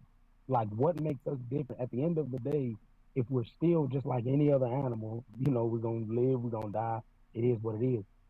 Why would I follow that when nature does not dictate that I follow that? Lions don't do that. Like bears don't do that. Like they Because it go would and be they. self-defeating not to. I'm- Because if you hold that you don't have to afford life and well-being to other people, that is self-defeating, because they are a moral agent just as you are. So that would mean that you don't hold that you yourself should have a right to your life or well-being, in which case why would you take any actions to improve your life if you don't feel that you are like worthy of having that life? What do you mean by moral being? Because what makes us any uh, more of a moral being than a lion or a bear or anything else that kills to eat? yeah, again, so moral agents would just be, it would be entities that like take actions to achieve certain goals, that are dictated by a certain set of rules or morals. Okay, but then we say like where are the morals and the rules coming from? Because like I said, everybody doesn't have the same morals and rules. Some people break up morals and rules based off gender, race, like whatever. Anybody can make up their own set of morals and rules. I'm just trying to figure out what makes my set or Hitler's set or your set of morals and rules any less or more. And I think I've explained it pretty thoroughly. I'm not sure how much more detailed I could get, because Well, I no, said that we as moral agents, we take actions to achieve goals of ours, that our life and our well-being are the most fundamental necessary rights for us to be able to achieve any of our goals. So therefore we hold that moral agents should have that negative right to their life and well-being that shouldn't be infringed upon. Therefore, to be logically consistent and to not be self-defeating, we would have to apply that same thing to all other moral agents, that they retain a negative right to their life and well-being. So to take any actions that would infringe upon those rights, would infringe upon those negative rights, that would be self-defeating. Yeah. I mean, yeah, I get what you're saying. I'm just trying to. I don't understand why another like you're using the phrase moral being, and I'm kind of. I mean, you've explained it, but it doesn't really click. Like I don't understand what you mean by like moral being when like anyone can come up with their own morals. Like if I end up being a moral being, Yeah, a moral being would be those. Sorry, a moral being would just be those like capable of having morals or engaging in behavior constrained by morality. I'm not saying, when I say moral being, it seems like you're taking it to mean like an objectively morally good being, which is not what I'm saying. What I'm saying is a being capable of morality. so humans pretty much. I mean, there might be others that we don't know of. We have some other animals that show that they have some sort of moral code, because we have different social animals that will punish certain individuals for specific behaviors. Okay. So So let's just say baboons are one of those. They do show morality in the way they set up their societies and groups, not societies, but their groups of whatever, right? Would you then say that a baboon is just as much important as a human? I would say that it has a right to life and well-being like a human. But a horseshoe crab probably doesn't have as much as a baboon. I would have to know more about the behavior and cognitive abilities of a horseshoe crab. I would say I doubt it. So, in other words, okay. So, would a person in a coma with like no autonomy or anything going on, would they be just as important as the baboon? Yeah, they would still be sentient beings. They would still be moral agents. Therefore, they would still be given that same consideration. Now, if they were brain dead, then they would no longer be afforded that same, those same rights, because they are no longer a moral agent. They are incapable of engaging in any sort of morally dictated behaviors. Okay. Yeah. So I mean, yeah, I guess it kind of is. I mean, it comes off as if it's just like you're choosing what you think it is, like who you think should be treated with the standards of, I guess, respect and decency that you think type deal, based off your own personal thing. But I don't think atheism So all people and baboons.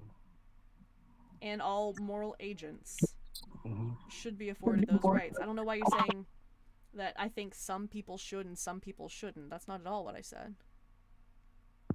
No, I'm saying that I think that you're making it up as you go type deal.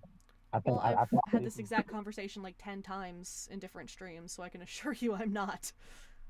well, no, because I mean I asked about the horseshoe crab, and you said you'd have to know about its cognitive. Well, yeah, I don't know about the horseshoe crab specifically, but I think my answer about like the coma patient was pretty solid, and about another animal that I am familiar enough with to say that I do know they have some like structuring of their like social circles that indicate moral systems. Um, it's just like if you name like tardigrades, I don't fucking know. I can't give you an answer on that whether or not they're moral beings, but we're specifically talking about people here. Um, because when Yeah, I'm I talking know, about yeah, I didn't know atrocities, yeah, I didn't know we were specifically talking about people until like a little after, because you just kept saying like moral beings, and I really don't know what that must be was, but then you said anybody who's capable of having a moral system, or anybody who's capable. So you pretty much think it's atheism gives way and naturalism gives way to the thought process that anybody who has the ability to moralize should be treated just like you.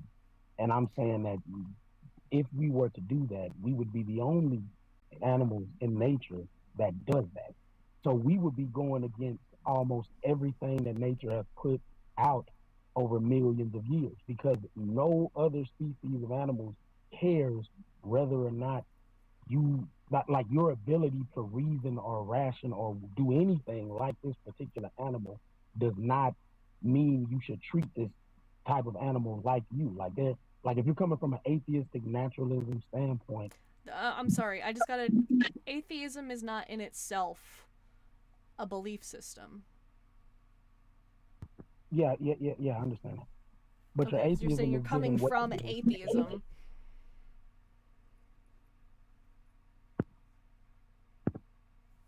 Like, that's not how that works. No, I said, but your atheism is giving way to your reasoning about us keeping a logical consistency and how we deal with one another, as far as what you would consider to be an atrocity, because you don't think a pack of hyenas killing a gazelle is an atrocity. You probably don't even think a kid drowning an anthill with a bottle of water is really an atrocity. But like it's like Well, again, that's limited by my specific knowledge of whether or not these specific types of animals have moral systems or are capable of being moral agents. To that, I am agnostic to their capacity of being moral agents. I would say that generally it is good to try to take whatever action you can to not infringe upon the negative right to life of any being. I personally know that I don't hold to that. Nobody does, because even in that case, eating plants would be against that. It is impossible to perfectly follow this moral system. Um, However, that's not particularly you relevant to expect the the topic Bible to at perfectly follow. hand. Sorry? I said, but it seems like you expect the Bible to perfectly follow it. Well, God claims to be perfectly moral, so yes, I do expect a being that claims perfect morality to perfectly follow morality. And you don't think that a being who, if hypothetically had perfect morality, see, God is only not perfectly moral if he can't bring good out of any situation that is there. No. And you can't prove that as an atheist that he can't do that. Uh, I would disagree with saying that he's only not perfectly good if he can't bring some good out of a situation. Because if I were to blow up a building and then give a kid a lollipop after he escaped, that's bringing some good in a bad situation. That does not mean it was a perfectly good action to blow up a building. That that's I, no, I don't think that doesn't. You said that that in order to not be perfectly good, it would have to mean that God does not bring any good from a situation. The example that I just gave you of blowing up a building and then giving a kid a lollipop would fit that description. So then, okay, so it could still be perfectly good for me to blow up that building because I gave that kid a piece of candy, because something good came from it. That's not what I'm looking at. What I'm looking at is the scale and intention of what he does and the unnecessary suffering that he causes.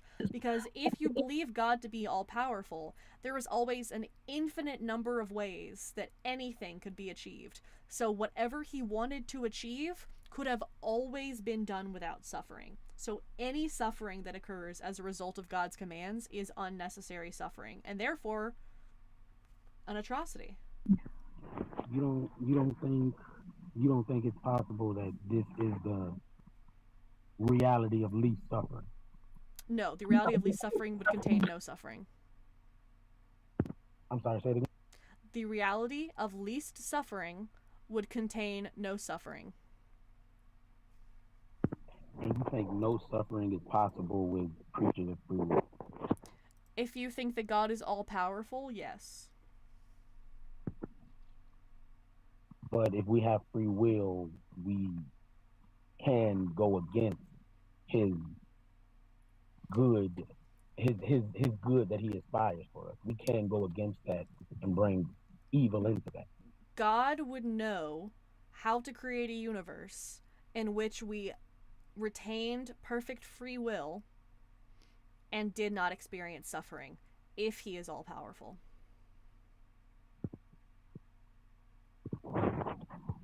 But that's not possible. That's like a logical. You think it's possible to have a 100% free creature, not just one 100% free creature, but billions across spans of history, free creatures that would not turn away from God and go into evil if his will is all good without making a mindless slave? You feel like you can give free will to someone and also have them not turn away from you? Is there free will in heaven? Is there free will in heaven? I believe so, yeah. Then God obviously can do it, because if you believe the souls in heaven have free will but there is no suffering in heaven, then obviously God can create a world where there is free will but no suffering. Well, I think that's different. I don't think that in heaven sin is a thing. So like sin isn't. Okay, then make this world where sin isn't a thing and we still have free will. Well, there was a time, which would be the Garden of Eden, where we were sinless. Nope. Sin was still a thing. We were still capable of, like, humankind was still capable of sin. God could have made it so that we had free will, but we weren't capable of sin, just like in heaven. You are capable of, no, well, okay, well, you're capable of sin, but the idea of heaven is that you won't need to sin. You won't have that temptation to sin, because a great. Go ahead. No, I'm sorry. You saying?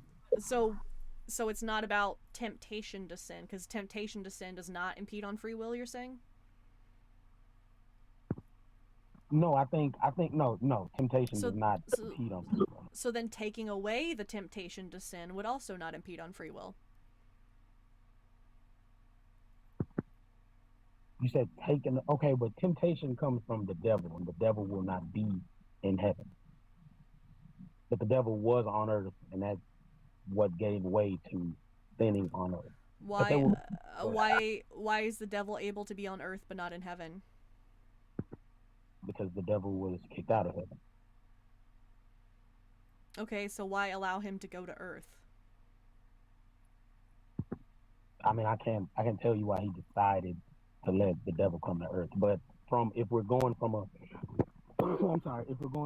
just what biblical teaching tells us, the devil came to earth, corrupted mankind with sin. In the last days, the devil will go to hell. Hell was made for the devil and his demons. The Bible says that. So why not, if hell was made for the devil and his demons, why not constrain him to hell? Why allow him to cause any sort of suffering or sin on earth? That I cannot tell you. I can't tell you. I just said I can't tell you why God allowed the devil to come to earth, but I can tell you that everyone who has sinned of their own free will. And I think it's kind of this thing with atheists where they kind of feel like if they don't understand every single action that God has taken, it somehow discredits the Bible or Christianity. I can't tell you why God made the choice that He made. I can only tell you that what happened and how He explained He will redeem it. Regardless of go ahead. I'm sorry. I'm not trying to use the problem of suffering here. This entire conversation was just about like God causing atrocities, which I would say would be like an extreme form of suffering. Any sort of suffering is unnecessary in this world because God could have created a world without suffering.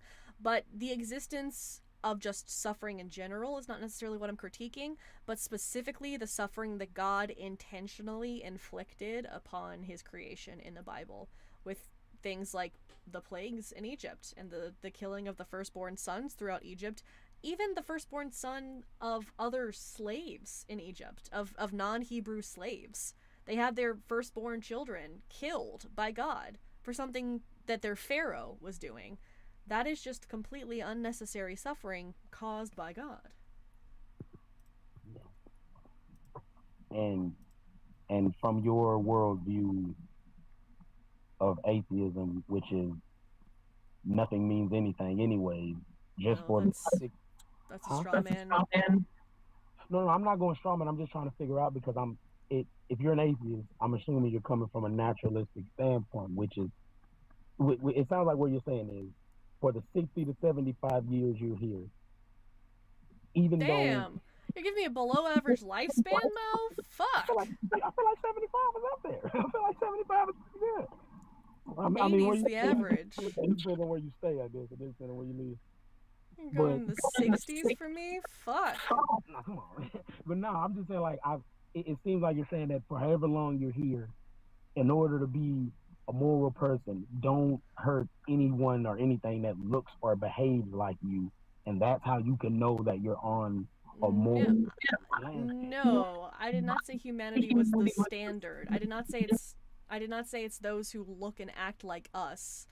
Again, it's based off of whether or not they have the cognitive capacity to engage in behavior relative to moral, whether they take actions with the intention of achieving goals, whether they engage in behavior that is like dictated by morality.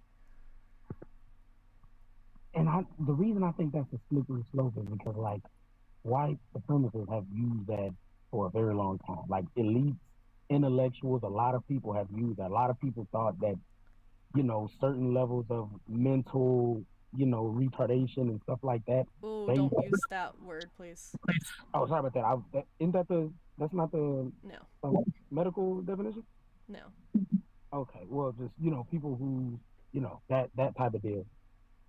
People thought for a very long time that those people didn't have that capacity. People would go into Africa and people who, parts of Asia and people who live nomadic lifestyles and be like, they don't have that capacity. You can always measure it when you're dealing with the way you're talking about. You can always make your own standard of where that stops. With you, we go all the way down to baboons. But I'm saying, like, with some people, it stops if you don't wear pants. It stops if you're still running barefoot through the forest. And I'm just saying that. But Mo, you're talking to me. Like, I don't have control over whether people incorrectly implement a moral system. That's not my responsibility. I'm dictating to you my standpoint, how I'm judging whether or not something is suffering. And again, I was clear to say that all humans would be considered, like, all people are considered moral agents unless they no longer or don't have the capacity to be as such. Yeah, I don't know. I don't love that you're saying because some people have implemented this incorrectly, therefore we can't hold it as a standard whatsoever. That just doesn't seem like a strong conclusion to me. No, it's just when part of your CIA is inconsistency, and the only thing that, like, separates where you stop and where you draw the line is inside your own head. I don't understand how anyone would even anyone would even like how your view on it would even really matter. Like, I don't like at least and you may not even, of course you don't believe it, but at least with a Christian, they can all say that this moral standard is what we all believe God believes, whether or not I No. want to be. What do you mean by that? I've talked to hundreds of Christians, and I have seen hundreds of different standpoints on what God's morality is. Yeah, but I mean, you can always go to the actual biblical teaching, and But that would. everyone interprets it differently. I've had people say that, like, when God slaughtered the Amalekites, it was, like, including the children, it was a good thing because the children were evil and they deserved it. I've had some people say, well, God knew that the actions they would take when they grew up were bad, so he was able to punish them ahead of time. I've heard, well, it was, God knew that it was the only way to protect the Israelites, so it was, like, a necessary bad action to take. I've heard, well, it's actually a good thing because since they were babies, they went straight to heaven. I've heard all these different variations for why God decided to tell the Israelites to kill those babies. But no. That's not what I'm saying. I'm not saying that we all have because everybody that you just mentioned, neither one of them know why. Like, so I'm not saying like the reasons people will give you for why God would have done what he would have done. I'm of the thing, if he didn't say why he did it, then he did it because he wanted to. It's not really so that's not what I'm He coming did from. say why he did it. He did it to punish them for something that their ancestors did hundreds of years prior. Okay, understood. So with that, but what I was saying was, when I talk about my train of thought. So what I was saying was, we can all look at the Bible when God says, and it's a theme throughout the whole Bible. Thou shalt not kill, thou shalt not steal, blah blah blah, stuff like that, right? So we can at least we can lean on that and say that. But it seems like when it comes to your frame, or your way of looking, you are like like yours is in your head. Like your standard is what you made in your head, and it seems So, like sorry, I just want to clarify. Go ahead. God said, "Thou shalt not kill," or murder, as some interpret it in Exodus. The killing of the Amalekite infants that I just described is in 1 Samuel, which comes way after. So why is it that after God said, "Thou shalt not kill," he specifically commanded them to kill? Well, I mean, but you're also God. Of course, you're also to do what God says. Like, it's not like that. I'm not asking whether or not we should do what God says. I'm asking, you're saying we can tell what God's standard is, and God's standard is do not kill. If God's standard is do not kill, why does he later tell them to kill? I was saying that what I was saying was that you can point at God and be like, "This is the standard," and pretty much throw your hands up. I wasn't saying that was a okay, blatant. but someone could point at "Thou shalt not kill" and say, okay, well, obviously that's God's objective standard. Another person could point at, make sure you kill the children and the infants, and say, okay, well, that's God's standard. So which one of them would be correct if they're both presented in the Bible? You would be, but you would be doing that out of context and obviously disingenuously, because he was not talking to you when he commanded that. Okay, so why should I believe the 10 Commandments were talking to me? I'm sorry, say it again. If the Amalekite command wasn't talking to me and so I can disregard it, then I can disregard the 10 Commandments. Well, I mean, now we're getting into Christianity, which the 10 Commandments, all of them except for the law about the Sabbath, was repeated in the New Testament with Jesus. So we're still supposed to do that. But that's not the point I'm trying to get on. So we're not supposed to covet our neighbor's slaves still? I'm sorry, say it again? The 10th commandment is not to covet our neighbor's property, which includes slaves. So does Jesus reiterate not to covet slaves? Does Jesus reiterate not to covet slaves? I don't, like I said, I would have to look into that, because I don't know if the Hebrews at the time that the 10 Commandments were given owned slaves. I think the 10 Commandments were. You said what? Well, at the time the 10 Commandments were given, specifically, they just come out of slavery. But shortly afterwards, they were given the rules of how to keep slaves themselves. So they did keep slaves. Yeah. But I mean, I'm just saying as far as the 10 Commandments. I mean, but I hear what you're saying. But like I said, the only reason I was making that point is because I'm saying, because it wasn't to try to, I won't say justify. It wasn't trying to, so everybody can say that they understand what God means 100% actually every time they say it. I'm saying that, I was just saying that they at least have an out to say God said it. It may not be the best out every time, and of course, people use it in wrong ways most of the time. I get that. But I'm saying when it comes to yours, it seems like you're expecting everybody to follow a logical consistency that stops at your frame view. And I'm trying to figure out how is that any more relevant than the Bible? I never said I expected anyone to follow this. Again, the way that this started was you were specifically asking me how I can condemn or define an atrocity given an atheist worldview, which again, atheism is not a belief system. So I detailed to you my grounding for calling something an atrocity. I was not stating that I expect everyone to follow this. In fact, I believe I said the opposite, that it was impossible to remain perfectly moral under this standard, but that we should all try to follow it as best that we can. I don't expect everyone to be able to do it. However, if there is a being, such as the Christian God, that claims to be absolutely morally perfect, yet constantly fails those guidelines that I gave you, I would say it is not a perfectly moral being. But those are the guidelines that you have specifically in your head that Yep.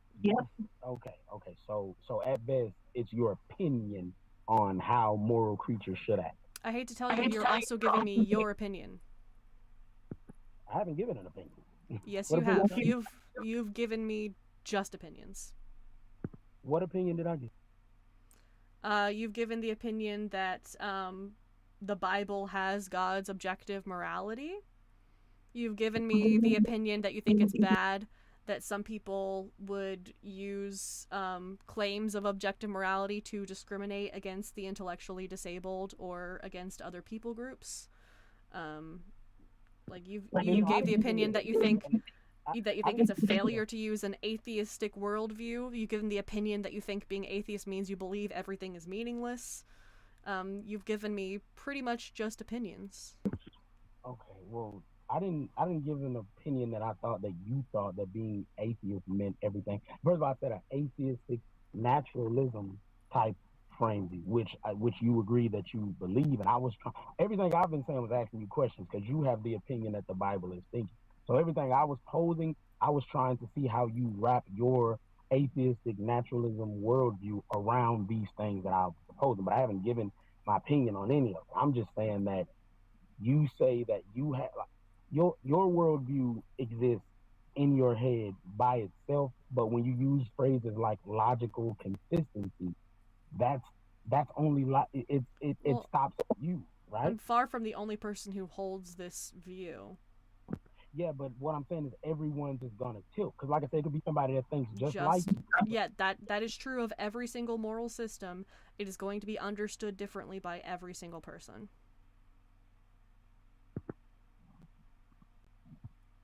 Yeah, but so I guess that's where it would differ because when it comes to a Christian, we think that it stops with what God commands.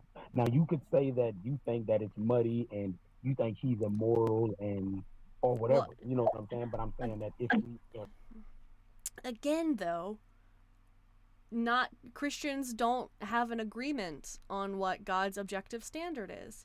Every single Christian that I ask would have a different answer because they have had different answers. I've had so many conversations with Christians, and when I ask them like what the objective moral standard is for different things, they have different answers. If it were the case that the Bible gave a clear set of objective moral standards, which it wouldn't if they're coming from God, it would be subjective, whole other conversation. But if it gave a clear set of objective moral standards, then there wouldn't be debate about what those standards are. That's not true. You can't make billions of people agree on the same thing without having them be puppets on the string. Like if we're like you look at Adam and Eve, that was two people who knew God face to face and still went outside of what he told them not to do and what to do. So just because somebody says that they have the more or they think they know what God's morality is better or different than the other one, I'm saying that through what we believe, which is the Holy Spirit and the scriptures, we feel like that is where it is, and we feel like if you open your heart, I mean, I don't want to preach, but you know that you like you know what Yeah, the I've heard the BS before, but Mo, the problem that I have with it is that you're saying the point of view I gave is unreliable because it's in my head, yet every single Christian's interpretation of what they think God's objective moral law is also only in their heads. So while you can say that, like, the literal text between translations, like, it changes, but within the translation, if you read the same page over and over, it's going to read the same thing, sure. But every single person is going to interpret it differently, which means they also only have their specific moral belief in their head. They don't have some objective moral belief from God in their head, or else they would all agree. Okay, so I think you're conflating two different things. It seems like you think that people deviate you from what the intended reasoning of it is, or what the intended reasoning of what God said is, means that they all believe. So if I claim to be a Christian and I go out and I commit, I KILL somebody, the scriptures still command, like, obviously we know that Christianity does not condone that. Now I can still say I'm a Christian. Okay. If Christianity condones that. Yeah. Okay.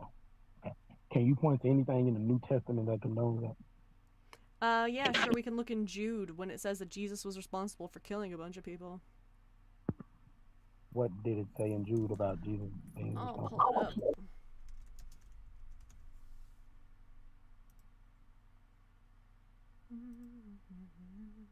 By the way, the Christians believe that Jesus was God, so God can never kill anyone. Yeah, I know. That's quite the pickle, isn't it? So, I'm reading from the NRSVUE, so this is in Jude chapter 1. So starting in verse 5, "Now I desire to remind you, though you are fully informed, once and for all, that Jesus, who saved a people out of the land of Egypt, afterwards destroyed those that did not believe. And the angels who did not keep their own position but deserted their proper dwelling, he has kept in eternal chains in the deepest darkness for the judgment of the great day.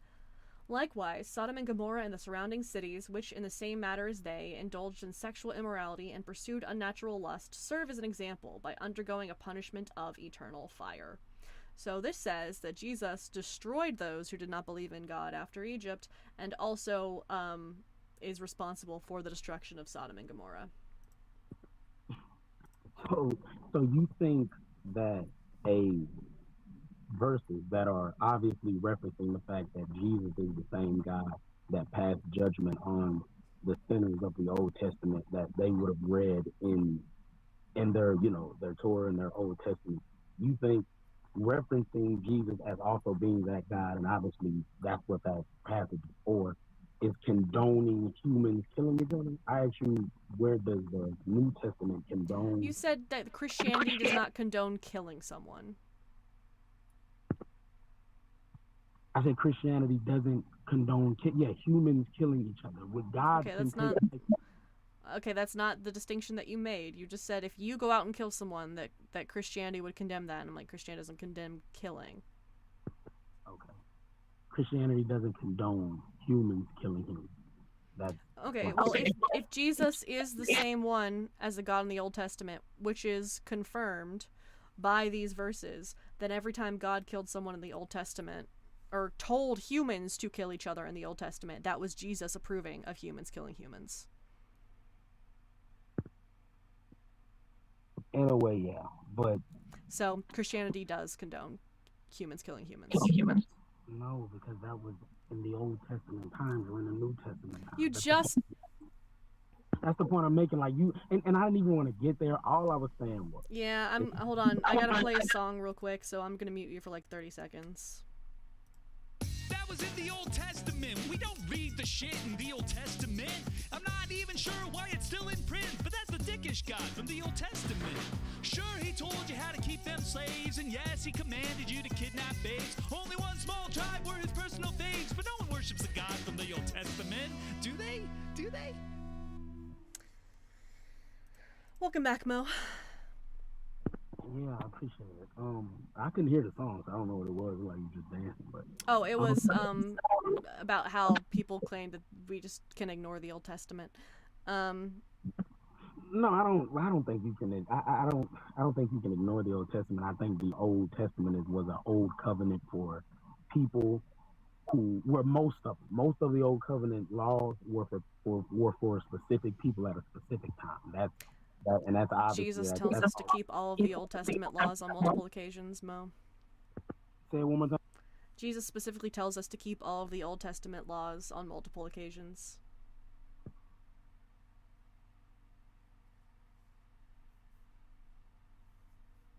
I did not mute you. Oh no, I'm sorry. I said yeah. He also tells you there's also some that he tells you not to keep on other occasions. So well, the only one he says not to keep is the one about divorce. He permits divorce. But besides that, he only puts more restrictions on them and then reiterates that you should continue to follow them. Well, no, I mean, by all accounts, the woman who committed adultery was supposed to get stoned, and he didn't allow her to get stoned. Yeah, that wasn't actually something that happened. That only started appearing in manuscripts in, I want to say, around the 300s.